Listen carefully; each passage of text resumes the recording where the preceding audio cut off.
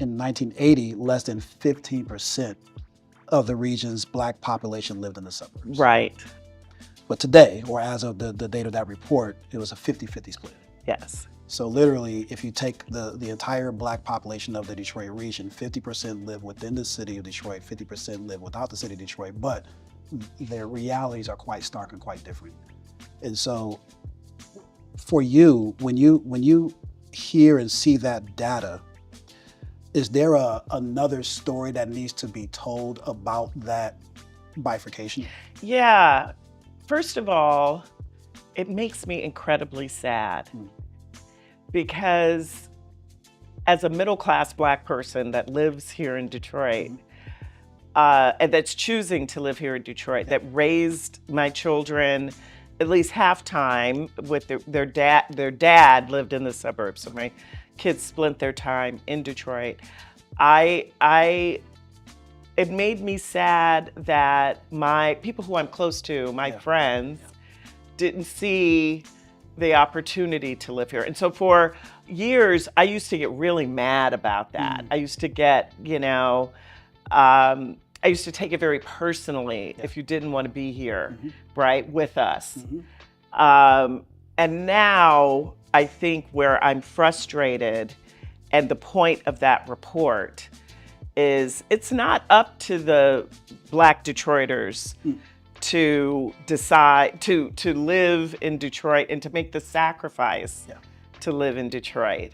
It's up to the change makers here in Detroit to create neighborhoods that fit a diverse income, diverse needs, right? For families to stay and families to be able to choose Detroit.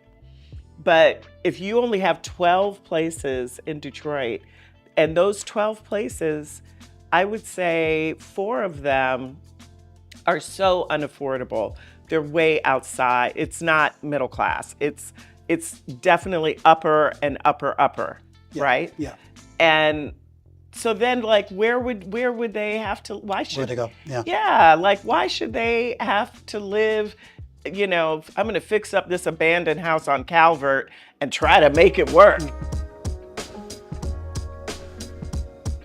Welcome to Better Things, the podcast where Detroit's change makers and boldest voices unite for authentic conversations. We highlight the people who are building businesses, driving progress, shaping culture, and pushing the city forward one neighborhood and one voice at a time.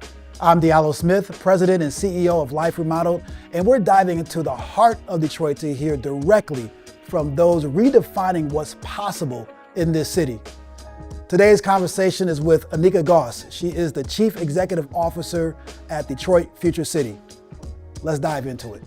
So we are here with Anika Goss. She is the CEO of Detroit Future Cities. The Detroit Future Cities is a think and do tank in Detroit focused on land use, sustainability, community economic development, and economic equity.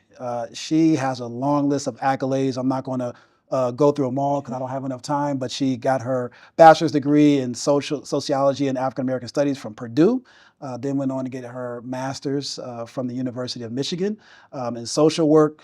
She's been doing social impact work in some way, shape, or form for the last 25 years. She is a hallmark of leadership in this city. I believe one of the most critical and important minds of this city and thinking about what the future of the city can be.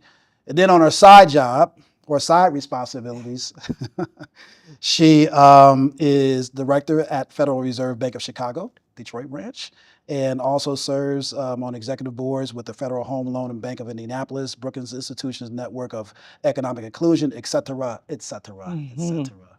Thank you so much for being on Better Things. Thank you for having me. Yeah, very good. So I always start the conversation this way. Okay. We are a podcast that focuses on Detroit neighborhoods, and everybody has a great memory of Detroit neighborhoods, whether it's in the past or more recent. So for you, what is your best memory of being in a Detroit neighborhood? So my grandmother, I grew up in the Bay Area in California, but we were sent to Detroit every summer, my sisters and I. And we would stay with my grandmother who lived on Mendota, and Oh. Mendota and 96, not Mendota near the lodge. Okay. So that, so it's more south. Yeah. And that neighborhood, it was it's my best memory because in California, we lived in much more diverse spaces. Mhm. So the spaces were either white or they were Asian or something else, which was wonderful.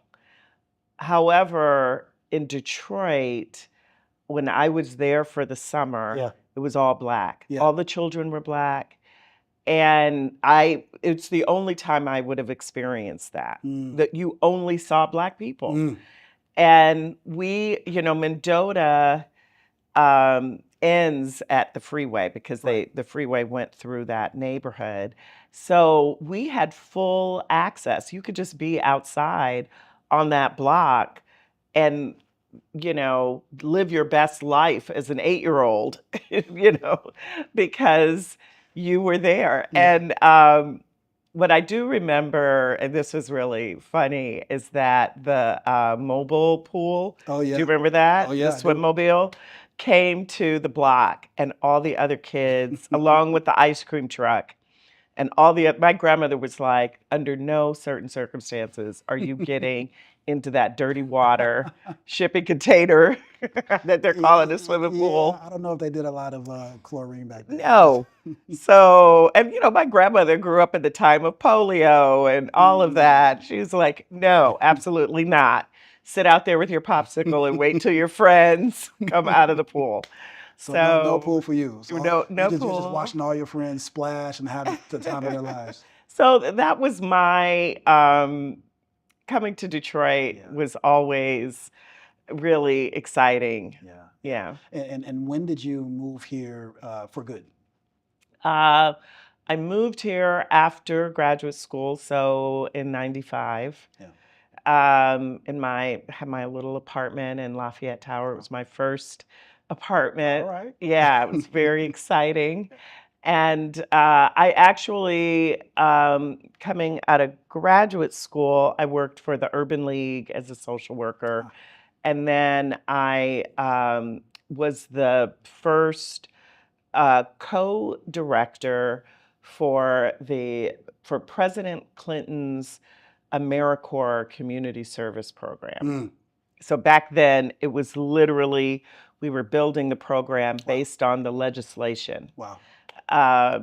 Yeah, so that was what I did. Well, we are incredibly grateful that you stayed, and so now you're doing incredible work leading Detroit Future City. And for our viewing audience, why don't you just give us a little bit of rundown of Detroit Future Cities, what it is that you do, who we are, and how you're impacting the city.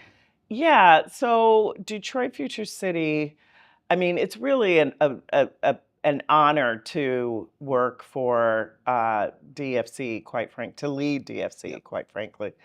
DFC came out of the Detroit Strategic Framework process in 2012, which is the largest community planning process in the United States. It still is.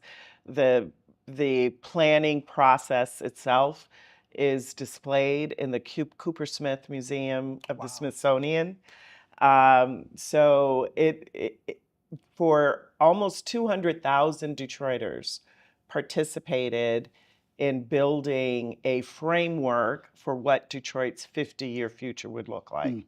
And so my small part when I joined DFC was really to build the infrastructure and the foundation for an institution that would lead the economic and sustainable future for Detroit. So today, we are a think tank. We're a community planning organization, urban planning organization.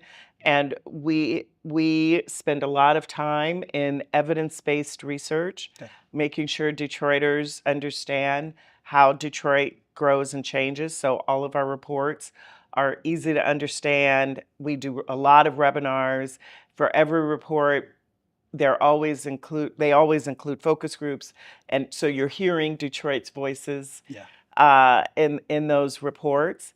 And then we do a lot of work on the ground with community partners, building community, whether it's resilience work for climate change or community planning work for economic future and economic prosperity at the neighborhood level. We are working alongside Detroiters in their own neighborhoods, helping them create a better future. So one of the things that I've that Life Remodeled is really unapologetic about this view is that the future of Detroit, and I would say the future of the Detroit region, is inexplicably linked to the future of Detroit neighborhoods. Mm-hmm. And I want to just really quickly, so number one, I'm a fan of DFC. I wait with bated breath for the next report to come out. Like I'm a fanboy right now. I'm looking at my ding on my computer to alert me when the next report's coming out. But you've done seminal work, just like you said, understanding the city, understanding what makes the city tick, and also really talking about what the future can be. The 2021 report, which I personally still read to this day, the state of economic equity in Detroit. Yeah. That was huge, Mm-hmm. and provided just a lot of information, and had that web dashboard so Detroiters can look and see in Yeah. their own neck of the woods. But I have to tell you, September 2024, Okay. I felt like the alarm went off on the city, and because this report dropped, the making the middle class, leveraging Detroit neighborhoods to build a middle class city. Now, I've talked to you, I think I may have talked to you when it first dropped, and I said, Anika, this is incredible. And you told me at the time that you were a little bit nervous on the day before the release. One, was it just a sense of, wow, this is going to be big? Or what was that nervousness and that anxiety about? Well, the first middle class report we did was growing Detroit's African American middle class, and that was in 2019. Yes. And that one, I didn't sleep before we released it. I was because for that one, at that time in 2019, we just weren't even talking about middle class Black people in Detroit. And the report was also, for our board, we had not made those kinds of bold statements, that Detroit, that Black people could lead a middle class future for Detroit. And so I was like, I'm going to be fired in the morning. And so I just need to get my head around that. But I wasn't fired, and people loved it. Yeah. So when we released Making the Middle Class, we went a step further. And this report did not have a commission. It was not sponsored. This was just in-house. We produced this. Edward Lynch, who's our director of research, wrote it. And he really felt strongly that it was time to get serious about this, mostly because nothing was changing. We were all talking about we need to create an environment for everyone to enter the middle class, but we were not seeing new middle class neighborhoods. We had 12 middle class neighborhoods in 2012. And we still have 12 middle class neighborhoods today. If we started right now, we could probably name all of them. Yeah, because they're the same ones. It's the same ones, and so that's a problem. That should be a problem for everybody, right? And so for us to be able to say, we have to get serious about this. We have to commit to a middle class future in Detroit. Some people who are already working on economic development and neighborhood change could feel, targeted, offended by that. And I was probably more anxious about that. And then we also were very, how we position the data, we didn't pull any punches. So we talked about 100,000 Black middle-class Detroiters have left Detroit I'm in so the glad last 10 you years. mentioned that. I really wanted to, when I Yeah. read that, Yeah. I had to look at it again because it was staggering. I believe we said that in 1980, less than 15% of the region's Black population lived in the suburbs. Right. But today, or as of the date of that report, it was a 50-50 split. Yes. So literally, if you take the entire Black population of the Detroit region, 50% live within the city of Detroit, 50% live without the city of Detroit, but their realities are quite stark and quite different. And so for you, when you hear and see that data, is there another story that needs to be told about that bifurcation? Yeah. First of all, it makes me incredibly sad because as a middle-class Black person that lives here in Detroit, and that's choosing to live here in Detroit, that raised my children at least half time with their dad. Their dad lived in the suburbs, so my kids spent their time in Detroit. I it made me sad that my people who I'm close to, my friends, didn't see the opportunity to live here. And so for years, I used to get really mad about that. I used to get, I used to take it very personally if you didn't want to be here, right, with us. And now I think where I'm frustrated, and the point of that report is it's not up to the Black Detroiters to decide to live in Detroit and to make the sacrifice to live in Detroit. It's up to the change makers here in Detroit to create neighborhoods that fit a diverse income, diverse needs, right? For families to stay and families to be able to choose Detroit. But if you only have 12 places in Detroit, and those 12 places, I would say 4 of them are so unaffordable. They're way outside. It's not middle class. It's definitely upper and upper, right? Yeah. And so then, like, where would they have to? Why Where'd they should? go? Yeah. Yeah, like, why should they have to live? I'm going to fix up this abandoned house on Calvert and try to make it work. Why they shouldn't have to do that? Yeah. No, And it's interesting. So by being a Detroit native and growing up here, one thing that I do know is that I have a lot of peers, a lot of friends, good friends, best friends who was born in the city, lived in the city, grew up in the city, got married, and then began to have children, and then their priorities had to change and shift to what they thought would be the best future for their family and their children. And it doesn't mean that they love Detroit any less because they're dieharders, but they needed to make that decision. But to your point, when we think about what is it going to take to make our neighborhoods an attractive place that people will say, I want to raise my family there. that's right. I want my children to live there. I want my children to go to school in the school system there. Life Remodel, we have a very ambitious goal. There's 14 neighborhoods that we work with alongside on both the east side and the west side, and our long-term trajectory is for these neighborhoods to experience middle-income realities. Right? You said something in a Detroit News article. You talked about the number of middle-class neighborhoods out of 200 plus in the city. Yeah.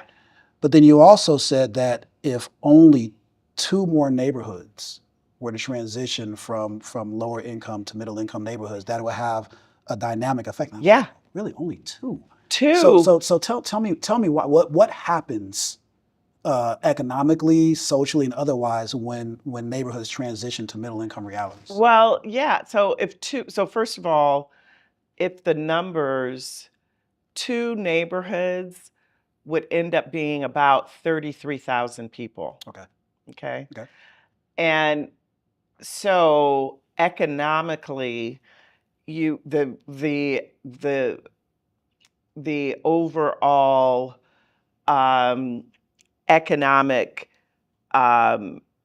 metrics of the people who are making between 60,000 and 200,000, you would be adding another 32,000 people to Yes, that. So right. you have to sort of do the math, which I'm not great at. I'm a sociology major. But what that adds to our tax value, right? Our tax base, it stabilizes 2 additional neighborhoods in terms of housing, in terms of commercial retail, in terms of parks and services. It allows for an additional infusion of capital into those places. Yeah. If you just add 2 more Just 2. neighborhoods. Yeah. Just 2. Well, you know what? We're gonna take on that challenge. Yeah, and so 32,000 people seems like a lot. Yeah. But that's 32, you know, that's 2 neighborhoods does not at all. So if I was to say, okay, Nick, I hear you. One, I think it's very important to clarify the your working definition of a middle class Yeah. neighborhood, because some people will say, well, I'm middle class. Now, this might not necessarily be a middle class neighborhood. And so what's the distinction between being Yeah. a middle class household and Yes. being a middle class neighborhood? Right, because okay, and I'm gonna, what I love about Black Detroiters in particular that we found is that we will live anywhere in the city, right? Because we know the city. Yeah. So, however, other demographics will only live in neighborhoods that are considered these middle class, more stable neighborhoods. So we've defined middle class as 60,000 to 200,000 median income, regardless of household size. So if your household size is larger, your median income will go down, obviously. Right. Right. So that might put you out of, you know, of that $60,000 range. Yeah. And then in terms of the neighborhood, does a certain percentage of that 50, neighborhood? yes, it has to be 51% or more is that in that category. And there are Gotcha. 12 neighborhoods that fit into that. If you were to be able to think about the levers that could be pulled to translate more neighborhoods into middle income realities, what would those top 3 or 4 levers be to push that ball down the road a little bit further? Yeah. So, one, we need a mix of opportunity, jobs, and education. Okay. And you know, we've bifurcated who controls those 2 things, right? Like they are not integrated. But I feel like that's okay. Other places have also done that. Oh, I think Ohio is probably the best example.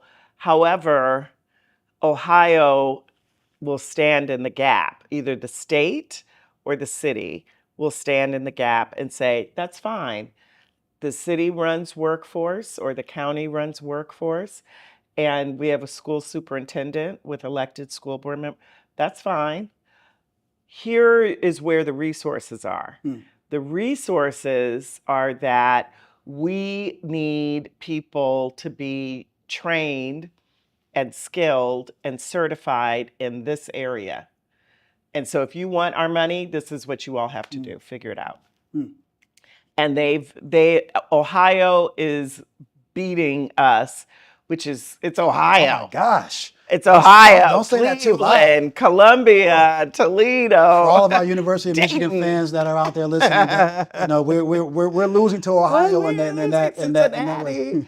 We're losing to Ohio on multiple metrics. Yeah. And education and workforce is part of it.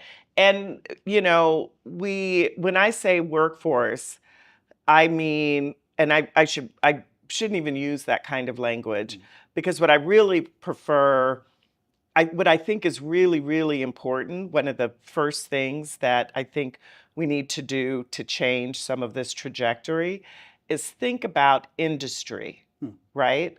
So, new industry that would come to Detroit, that we would then have to educate and prepare a talented workforce to work in that industry. Sure. Right? Yeah, I think that that Detroit is well positioned, and this is a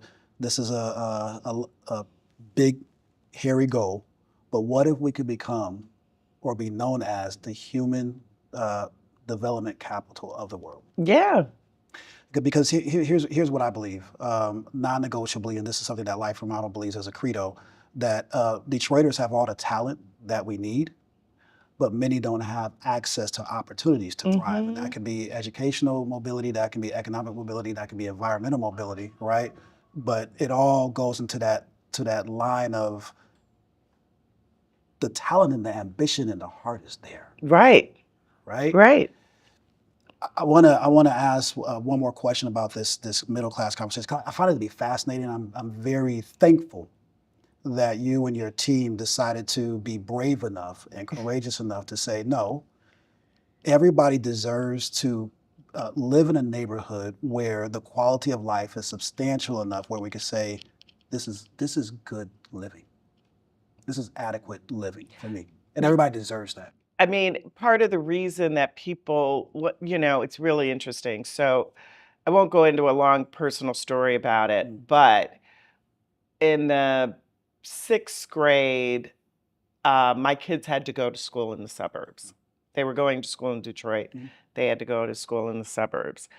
And I would have to drive them from the east side where I live out to the East side, suburbs. Yes, out to the suburbs. And one of the things that I noticed when I was out there were the number of cabs, taxi cabs, that where kids were being dropped off from Detroit. And at the end of the day, these families want the same thing that everybody else wants, right? Absolutely. They want their children to have a good education. They want their children to be able to play outside, and to be able to go, the same thing I experienced in the early 80s, late 70s as a little girl, and where I could just run outside and play, The word for some, the word class can be either inviting, or it could be either feeling as though they're being talked down to or towards. So it's one thing to define a neighborhood as middle income, but you chose specifically to talk about class because there's values associated with that. So you Yes. just talked about one of them being education, right? Right. So it's not only about the resources, the financial resources that you're bringing into your house. So it sounds like you're thinking there's a way of viewing life and a way of living that we should standardize. It is. And, we don't have to, I think what's really important about that I often talk about, is that the goal here is not to emulate a white middle class future, a suburban middle class future. It doesn't have to be that, right? It can be wholly Detroit, ethnically us, culturally us, right? We could all, what if we took a block and your whole family is on that block, right? That's also very much us. Your grandmother is across the street, your aunt, your cousin, all of that. That's also us, but on a block. And the communal way of living is also a part of that. We have lost much of that. What also comes with this way of living, so one of the other I don't know where, I can't remember where where I'm going to reference this from, but it's pretty well researched that most people get a job from their networks, Yes. not from necessarily signing up from a job, especially a higher waged middle class job. You get that from somebody you know. So living near, around, close to people who are working in places where there are opportunity jobs and that afford an opportunity creates more opportunities for others that are living there. That's why people move to the suburbs. You you've mentioned several times in some of the articles that I've read your support and your encouragement of women leadership. Um, for those who don't know, your mother was a seminal leader here in the city of Detroit, and you get it honest. Uh, what was that like, seeing that positive um, woman-led role model for you growing up? You know, it's so funny because um, the Carol Goss that you all know was not the Carol Goss that I grew up with. My mother was almost a stay-at-home mom. I mean, she was a social worker when I was for most of my life growing up, but my dad's career required for us to move around a lot, right? Okay. And so we moved every 2 to 3 years to a different state. And then we settled in California. And so my mother always stayed home the first year. And even when she did work as a social worker, um, it was a very, I mean, you know, how it was like being a teacher. You work, you have a very 8:30 to 5 kind of job. Like she was the school mom and she went on field trips and she was very much that. Now, she was also the mom who, because my father, my father insisted on integrating every uh, newly integrated neighborhood after the Fair Housing Act. Ah, Every single one that we lived in, we were the first family. wow. He would come in, buy the biggest house on the block in this all white, We're here. previously segregated neighborhood. My dad is from Tennessee, so that was really, it was a passion It's project important for you. him. Yeah. And there we were. And my mom would, you know, my mother was often the Black History speaker. We would often have to volunteer wherever we were. She was the Kwanzaa educator for all these white Yeah. kids. So anyway, my mother was probably not much different than a lot of other mothers. Yeah. It wasn't until like she didn't even start working for foundations, at least for me. I have younger sisters, Okay. and so then she would have been Carol Goss in quotes, more for them. But I was an adult. She started working for the Kellogg Foundation my senior year in high school. And even then, she was a program officer. And so she was doing cool things, but it wasn't anything to like, oh, okay, mom, that's cool. It wasn't, it wasn't until I was a young adult that she really began to find her own. And I think, you know, there is something to say when I think of women's leadership, you know, being raised by a woman that chose to focus on her family, and because she could have been whatever she wanted to be years ago, right? She could have been a lawyer, she could have gotten her PhD, she could have done all kinds of things when we were small, and she chose not to do that. And we benefited from that as children. And then, but for me, being a single mother, which was very different than my mother was very clear. Well, you have chosen to work, which is wonderful, and we're here to support your career. But let's be clear, you are also raising these children, right? Which is very Carol Goss. I don't care what it is that you think you're doing. Very You are Carol raising Goss. children, and that is your number one priority. Non-negotiable. Right. So, I do think that what you saw about my mother being such a champion for children, a champion for education, her expectations of the state and the federal government and philanthropy being very, very high on behalf of these children, that is how she used to talk to us as well. There was no difference between the two. No, right. So speaking of women leadership, we are at a very incredible moment in Detroit's history. Yes. Certainly, people like your mother were forerunners, and you picked up the helm. But we have our first woman mayor in the city of Detroit in our long, long history of the city of Detroit. If you, and I'm sure Mary will call you and ask you, but if you could give her one word of advice from a woman's leadership perspective, what would that be?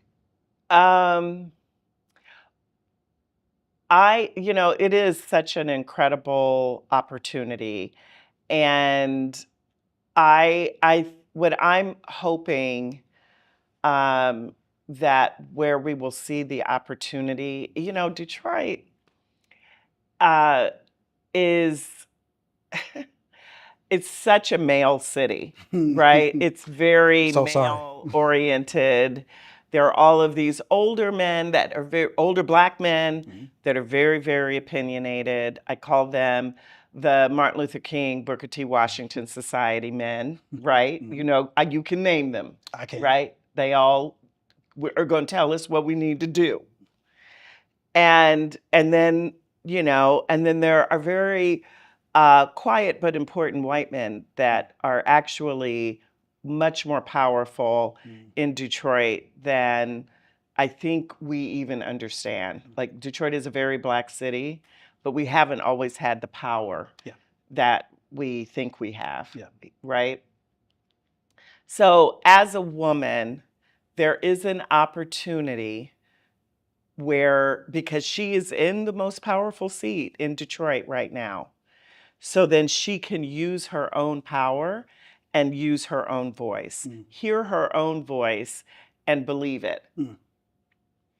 And that's a hard thing to do, especially as a young woman, right? I mean, I feel like now at my older age, I can say young woman. She is a young woman. And so at her age, it's hard to hear your own voice, right? And so I think it's incumbent upon us as women to continue to support her decisions, to support her success, for her being successful, and to protect, right? Because we don't really care what these old guys say, right? It's very interesting that the makeup of the city of Detroit is actually predominant, is more black female, female than any other population group. And so when a lot of times when I'm working with our students, whether they're at Central High School or Denby High School, and having these conversations with them, they are very, very excited about seeing not only leaders like Mayor-elect Sheffield, and even like yourself in those positions, because it gives them a sense of perspective of what they can be and what they can become, and unbashfully too. I think about my own daughter, who's 19, but and is starting to pay attention now to people who are in leadership, but specifically women, and specifically African American women in leadership, and how that just provides such a strong outlet for creating an environment for what they can become. Right. So I appreciate all that you do, and certainly we're looking forward to what Mayor-elect Sheffield is going to do on behalf of the city of Detroit. And I want to end by asking you this one question. So the name of the podcast is called Better Things. And it's in part a derivative of our city flag, that in Latin, one part of it says, "We hope for better things." So for you, as you are hoping for better things for the city of Detroit, what is your biggest hope? My biggest hope is that Detroit is a place where you're choosing to live, and where we are all choosing to live, no matter where you're at on the economic spectrum, right? You're choosing. Detroit is not your last resort. Detroit is your choice. It's a privilege to live here. It's a privilege to be Black and live here. Mic drop. Yeah. Mic drop. Anika, thank you so much. Thank you, We hope Diallo. this This was fun. Yes. And we'll see you again. Okay, great. Thank you. Thank you for joining this episode of Better Things, and thank you, Anika, for being a guest and for sharing with us today. Join us for future episodes of Better Things as we continue these great conversations with key voices across the city of Detroit. To learn more about Life Remodel's mission, visit liferemodeled.org. That's liferemodeled.org. Detroit City, we'll see you next time.